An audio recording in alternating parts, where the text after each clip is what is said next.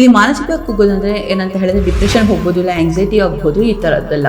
ನಗ್ತಿರ್ತಾರೆ, ಎಷ್ಟೋ ಸಲ ಏನಕ್ಕೆ ಹಿಂಗೆ ಆಡ್ತಿರ್ತಾಳೆ ಅಂತ, ಅಲ್ಲಿ ಎಲ್ಲೋ ಒಂದು ಡಿಪ್ರೆಷನ್ ಇರುತ್ತೆ. ಅದಕ್ಕೂ ಎಮೋಷನಲ್ ನೀಡು ಅವಳಿಗೆ ಮನೆಯಲ್ಲಿ ಸಿಕ್ಕಿಲ್ಲ, ಇನ್ನೆಲ್ಲೋ ಸಿಕ್ತು ಅಂದ್ಕೊಳ್ಳಿ, ಅವಳು ಡೆಫಿನೆಟಾಗಿ ಅಲ್ಲಿಂದ ಅಲ್ಲಿಗೆ ಶಿಫ್ಟ್ ಆಗ್ತಾಳೆ.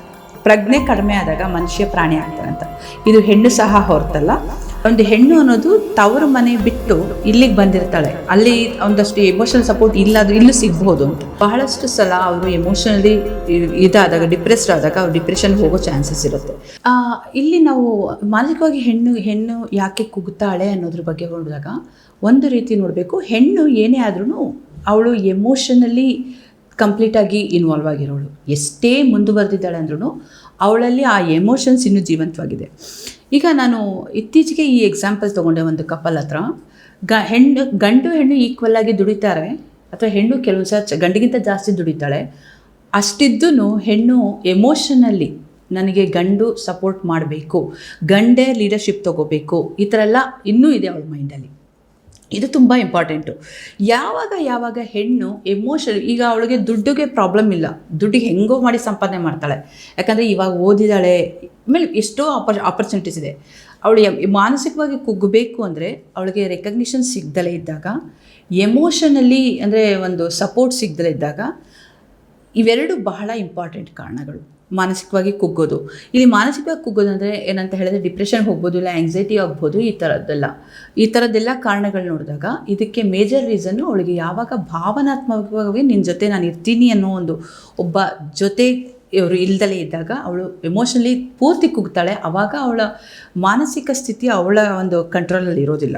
ಇಂಥ ಸಮಯದಲ್ಲಿ ಆಕೆ ಯಾವ ಹಂತಕ್ಕಾದರೂ ಹೋಗ್ಬೋದು. ಆ್ಯಕ್ಚುಲಿ ನಾವೇನಂತ ಕೇಳ್ತೀವಿ, ಲೈಕ್ ಡಿಪ್ರೆಸಿವ್ ಸ್ಟೇಟ್ ಅಂತ ಕರಿತೀವಿ, ಇಲ್ಲಾಂದರೆ ಮ್ಯಾನಿಕ್ ಸ್ಟೇಟ್ ಅಂತ ಕರಿತೀವಿ.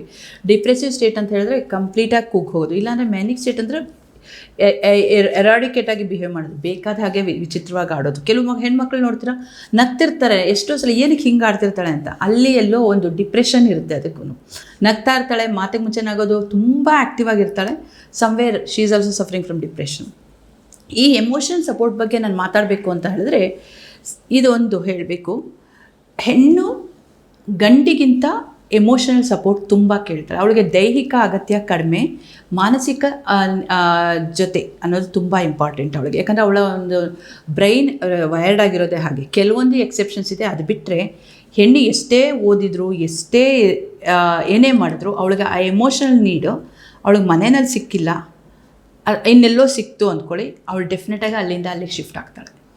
ಇದೇನೋ ಈ ಕಾಮಕ್ಕೆ ಅಥವಾ ದುಡ್ಡಿಗೆ ಅನ್ನೋದಕ್ಕಿರಲ್ಲ, ನೀವು ನೋಡ್ತಿರೋದಕ್ಕೆ ದಿಸ್ ಈಸ್ ದ ರೀಸನ್ ಯಾವಾಗಲೂ ಆಗೋದು.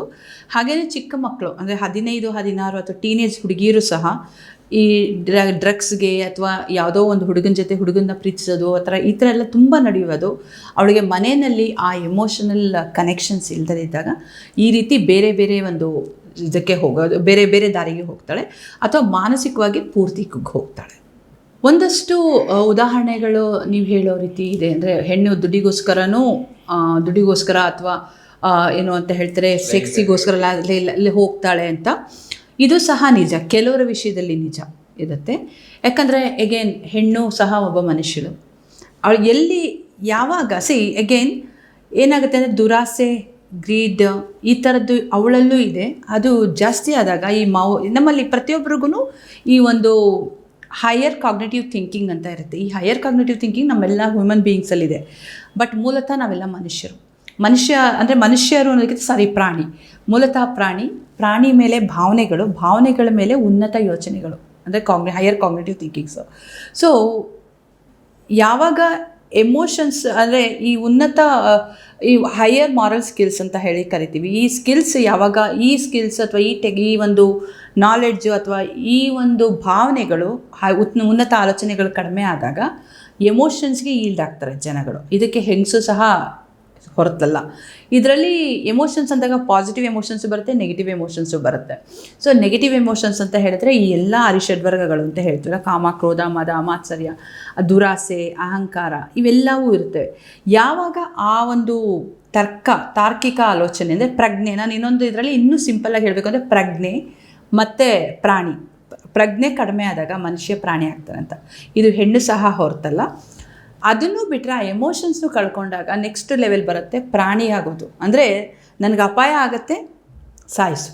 ಪ್ರಾಣಿಗಳಿಗೆ ಗೊತ್ತಿರೋದು ಕೇವಲ ಒಂದೇ, ಕೋಪ ಬಂತ ಎದುರುಗಡೆ ಇರೋರನ್ನೇ, ಕೋಪ ಅಲ್ಲ ಕ್ರೋಧ, ನಾನು ಅದನ್ನು ಕ್ರೋಧ ಅಂತ ಹೇಳಿ ಕರಿತೀವಿ. ಕ್ರೋಧ ಬಂದಾಗ ಎದುರುಗಡೆ ಇರೋರು ಯಾರು ಹಾಲು ಹಾಕಿದಾರಾ ಇಲ್ವಾ ಏನು ಗೊತ್ತಿಲ್ಲ. ಪ್ರಾಣಿಗಳು ಅಂತ ಹೇಳಿದ್ರೆ ಅದು ಹಾವು, ಅದಕ್ಕೋಸ್ಕರ ನಾವು ಅದನ್ನು ರೆಪ್ಟೈಲ್ ಬ್ರೈನ್ ಅಂತ ಕರಿತೀವಿ. ಹಾವಿಗೆ ಗೊತ್ತಿರೋದಿಲ್ಲ. ಈ ರೀತಿ ಒಬ್ಬರನ್ನ ಎದುರುಗಡೆ ಇರೋರನ್ನ ಗೊತ್ತಿಲ್ಲದಲೇ ಸಾಯಿಸ್ಬಿಡೋದು, ಅಥವಾ ಏನು ಅಂದರೆ ಹಸಿವನ್ನ ತೀರಿಸ್ಕೊಳ್ಳೋಕ್ಕೆ ಏನು ಬೇಕಾದರೂ ಮಾಡೋವಂಥದ್ದು ಹೋಗ್ತಾರಲ್ಲ, ಇಂಥವರಿಗೆ ಈ ಉನ್ನತ ಆಲೋಚನೆಗಳಾಗಲಿ ಅಥವಾ ಎಮೋಷನಲ್ಲಿ ಆಗಲಿ ಏನೂ ಕಂಟ್ರೋಲ್ ಇರೋಲ್ಲ. ಅವ್ರು ಯಾವುದೇ ಲೆವೆಲ್ಗೆ ಬೇಕಾದ್ರೂ ಹೋಗ್ತಾರೆ. ಇದನ್ನೇ ಇಂಪಲ್ಸಿವ್ ಕಂಟ್ರೋಲ್ ಅಂತ ಹೇಳ್ತೀವಿ. ಇಂಪಲ್ಸಿವ್ ಕಂಟ್ರೋಲ್ ಯಾರಿಗಿಲ್ವೋ ಅವರು ಯಾವ ಲೆವೆಲ್ ಬೇಕಾದ್ರೂ ಹೋಗ್ತಾರೆ, ಹೆಣ್ಣಾಗಲಿ ಗಂಡಾಗಲಿ, ಇದು ಕಾಮನ್. ಇನ್ನು ಅವರಿಂದ ಹೆಂಗೆ ಬ್ಯಾಲೆನ್ಸ್ ಮಾಡೋದು ಅಂತೇಳಿ, ಆ ರೀತಿ ಇದ್ದಾಗ ಅವ್ರ ಜೊತೆಗೆ ಒಡನಾಟ ಯಾವ ಥರ ಇರಬೇಕು, ಅವ್ರ ಜೊತೆಗೆ ಹೊಂದಾಣಿಕೆ ಅನ್ನೋಂಥದ್ದು ಒಂದೊಂದ್ಸಲ ಅವ್ರನ್ನ ಹ್ಯಾಂಡಲ್ ಮಾಡೋಕ್ಕಾಗಲ್ಲ. ಹೆಂಗೆ ಅವ್ರನ್ನ ಹ್ಯಾಂಡಲ್ ಮಾಡೋದು ಅಂತ. ಕರೆಕ್ಟ್. ಆ್ಯಕ್ಚುಲಿ ಇಲ್ಲೊಂದು ವಿಷಯ ಹೇಳಬೇಕು. ಕೆಲವೊಂದು ಮಾನಸಿಕ ಅನಾರೋಗ್ಯ ಸಮಸ್ಯೆ ಇದ್ದಾಗ ಅಂತ ಹೇಳಿದ್ರು ಅಥವಾ ನಾನು ಇನ್ನೊಂದು ಕೆಲವು ಹೆಸರು ಹೇಳ್ತೀನಿ, ಮಾನಸಿಕ ವಿಕೃತಿಗಳು ಅಂತ ಇದ್ದಾಗ, ಕೆಲವರು ನಾರ್ಸಿಸ್ಟಿಕ್ ಪರ್ಸ್ನಾಲಿಟಿ, ಅದೇ ಪರ್ಸ್ನಾಲಿಟಿ ಇದ್ದರೆ, ಅಥವಾ ಕೆಲವು ಕರಾಳ ತ್ರಿವಳಿಗಳು ಅಂತ ಹೇಳ್ತೀವಿ. ಅಂದರೆ ಸ್ಯಾಡಿಸ್ಟಿಕ್ ಇದ್ದರೆ, ಅಥವಾ ನಾರ್ಸಿಸ್ಟಿಕ್ ಇದ್ದರೆ, ಅಥವಾ ಮ್ಯಾಚುವಲಿಸಮ್ ಅಂತ ಈ ಥರ 3 ವಿಷಯಗಳಿವೆ. 3 ಥರದ ಜನಗಳಿದ್ದಾಗ ಅವ್ರುಗಳಿಗೆ ಏನು ಮಾಡಿದ್ರು ಸರಿ ಹೋಗಲ್ಲ.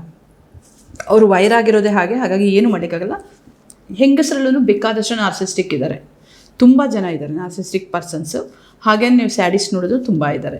ಇದನ್ನು ಬಿಟ್ಟರೆ ಒಂದು ಹೆಣ್ಣು ಆ ಒಂದು ವೈರಿಂಗ್ ಬಿಟ್ಟರೆ, ಒಂದು ಹೆಣ್ಣು ಈ ಥರ ಒಂದು ಕ್ರೌರ್ಯಕ್ಕೆ ಅಥವಾ ಈ ರೀತಿ ಮಾನಸಿಕವಾಗಿ ಕುಗ್ಗೋದಕ್ಕೆ, ಈ ಥರದಕ್ಕೆಲ್ಲ ಕಾರಣಗಳಿದ್ದಾಗ ಡೆಫಿನೆಟಾಗಿ ಟ್ರೀಟ್ಮೆಂಟಿಂದ ನಾವು ಅದನ್ನು ಸರಿ ಮಾಡ್ಬೋದು. ಕೆಲವೊಂದು ಕೌನ್ಸಿಲಿಂಗ್ ಅಥವಾ ಆಪ್ತ ಸಲಹೆ ಈ ಥರದಿಂದ ಮಾಡ್ಬೋದು.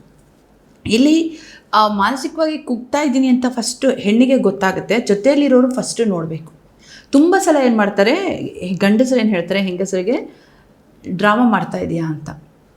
ನಿಂಗೆ ಏನು ಬೇಕು, ನಿಂಗೆ ಎಲ್ಲ ಕೊಡ್ತೀನಿ ನಾನು, ಯಾಕೆ ಡ್ರಾಮಾ ಮಾಡ್ತೀಯಾ, ನಿಂಗೆ ವೆರಿ ಸಿಂಪಲ್. ಇದು ತುಂಬ ಕಡೆ ನೋಡ್ತೀನಿ. ನೀವು ಮಾನಸಿಕವಾಗಿ ಕುಗ್ಗೋ ವಿಷಯ ಬಂದಾಗ ಒಂದು ವಿಷಯ ಹೇಳಬೇಕು. ಯಾವಾಗ ಒಂದು ಹೆಣ್ಣು ಒಂದು ಎಮೋಷನಲ್ ಸಪೋರ್ಟ್ ಸಿಗಲ್ಲ, ಎಸ್ಪೆಷಲಿ ಹೌಸ್ ವೈಫ್ಸ್, ಯಾರು ಕೆಲಸ ಮಾಡ್ತಿರಲ್ವೋ ಅಂಥವ್ರು, ಅಥವಾ ಕೆಲಸ ಮಾಡದಲ್ಲಿರೋರಿಗೆ ಗಂಡಂದರು ಅವರು ಅನಾದರ ತೋರಿಸ್ತಾರೆ. ಅವ್ರೇನು ಹೇಳ್ತಾರೆ, ನಾವು ನೀನು ದುಡ್ಡು ತಂದು ಹಾಕ್ತೀವಿ, ನಾನು ದುಡಿಬೇಕು, ಅದಕ್ಕೋಸ್ಕರ ನಿನ್ನ ಬಗ್ಗೆ ಜಾಸ್ತಿ ಕೇರ್ ತೊಗೊಳಕ್ಕಾಗಲ್ಲ ಅಂತ ಹೇಳಿದಾಗ ಇವಳಿಗೆ ಒಂದೊಂದಾಗಿ ಆ ಎಮೋಷನಲ್ ಸಪೋರ್ಟ್ ಒಂದು ಹೆಣ್ಣು ಅನ್ನೋದು ತವರು ಮನೆ ಬಿಟ್ಟು ಇಲ್ಲಿಗೆ ಬಂದಿರ್ತಾಳೆ, ಅಲ್ಲಿ ಒಂದಷ್ಟು ಎಮೋಷನಲ್ ಸಪೋರ್ಟ್ ಇಲ್ಲಾದರೂ ಇಲ್ಲೂ ಸಿಗ್ಬೋದು ಅಂತ. ಅದು ಯಾವಾಗ ಅದು ಸಿಗೋದಿಲ್ವೋ, ಅವಳು ಮಾನಸಿಕವಾಗಿ ಕುಗ್ದಾಗ ಗಂಡ ಏನು ಹೇಳ್ತಾನೆ, ಸಾಮಾನ್ಯವಾಗಿ ಗಂಡ ಆಗಲಿ ಅತ್ತೆ ಆಗಲಿ ಹೇಳೋದು, ನೀನು ಡ್ರಾಮಾ ಮಾಡ್ತಾ ಇದೆಯಾ, ಡ್ರಾಮಾ ಕ್ವೀನು. ಆಮೇಲೆ ಕೆಲವು ಸಲ ಅಳ್ತಾರೆ ಹೆಂಗಸರು, ಅದನ್ನೇನಂತಾರೆ, ನೀನು ಸುಮ್ಮನೆ ಅಳ್ತಾ ಇದೆಯಾ, ನೀನು ಆ್ಯಕ್ಟ್ ಮಾಡ್ತಾ ಇದೆಯಾ ಅಂತ. ಇದೆಲ್ಲ ನಿಜವಾಗಿ ಬೇಕಾಗಿಲ್ಲ, ನಿಜ ಅಂತ ಹೇಳಲಿಕ್ಕಾಗಲ್ಲ. ಯಾಕಂದರೆ ಬಹಳಷ್ಟು ಸಲ ಅವರು ಎಮೋಷನಲಿ ಇದಾದಾಗ, ಡಿಪ್ರೆಸ್ಡ್ ಆದಾಗ ಅವ್ರು ಡಿಪ್ರೆಷನ್ಗೆ ಹೋಗೋ ಚಾನ್ಸಸ್ ಇರುತ್ತೆ. ಇಂಥವ್ರನ್ನ ಫಸ್ಟ್ ನೋಡಬೇಕಾಗಿರೋದು, ಯಾವುದೇ ಒಂದು ರೀತಿ ಮಾನಸಿಕವಾಗಿ ಕುಗ್ದಾಗ ಹೆಣ್ಣು ಹೆಚ್ಚು ಮಾತಾಡಲ್ಲ ಅಥವಾ ಜಾಸ್ತಿ ಮಾತಾಡ್ತಾಳೆ, ತುಂಬ ಮಾತಾಡ್ತಾಳೆ. ಈ 2 ಸ್ಟೇಜು ನೋಡಬೇಕು. ತುಂಬ ಮಾತಾಡೋದು ಅಂತ ಹೇಳಿದ್ರೆ ಅರ್ಥ ಇಲ್ದಂಗೆ ಮಾತಾಡೋದು, ಬೇಕಾಬೇಡಿ ಇದೆ, ಒಂದು ಫ್ಲೋ ಇರೋದಿಲ್ಲ, ಡಿಫ್ರೆಂಟಾಗಿ ಮಾತಾಡೋದು. ಈ ರೀತಿ ಬಂದಾಗ ಎಮೋಷನಲಿ ಆಕೆ ಡಿಪ್ರೆಸ್ಡ್ ಆಗಿರ್ಬೋದು ಅಂತ ಅನಿಸುತ್ತೆ. ಇಲ್ಲಾಂದರೆ ಸ್ಲೋ ಆಗಿ ಮಾತನ್ನ ಕಡಿಮೆ ಮಾಡ್ಕೊಂಡು ಬಂದುಬಿಟ್ಟಿರ್ತಾಳೆ.